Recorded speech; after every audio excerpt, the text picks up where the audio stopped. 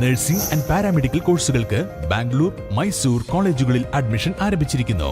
മികച്ച കരിയർ ഗൈഡൻസിനും അഡ്മിഷനും ഇപ്പോൾ തന്നെ കോൺടാക്ട് ചെയ്യൂ.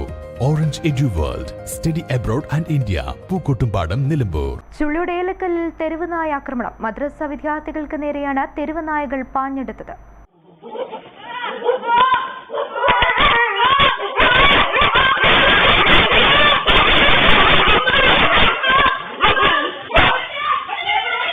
പുലർച്ചെ മദ്രസയിലേക്ക് പോയി തിരിച്ചു വരികയായിരുന്ന വിദ്യാർത്ഥികൾക്ക് നേരെയാണ് തെരുവ് നായകൾ കൂട്ടത്തോടെ പാഞ്ഞെടുത്തത്.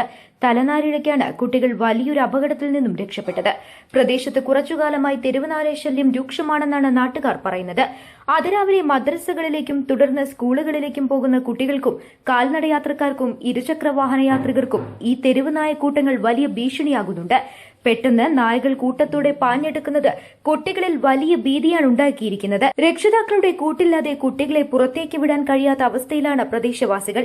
മാലിന്യങ്ങൾ അലക്ഷ്യമായി തള്ളുന്നതാണ് നായകൾ പെരുകാൻ കാരണമാകുന്നതെന്ന് സൂചനയുണ്ട്. മുൻപും സമാനമായ രീതിയിൽ ആക്രമണ ശ്രമങ്ങൾ ഉണ്ടായിട്ടും അധികൃതരുടെ ഭാഗത്തുനിന്നും യാതൊരു നടപടിയും ഉണ്ടായിട്ടില്ലെന്ന് ആക്ഷേപമുണ്ട്.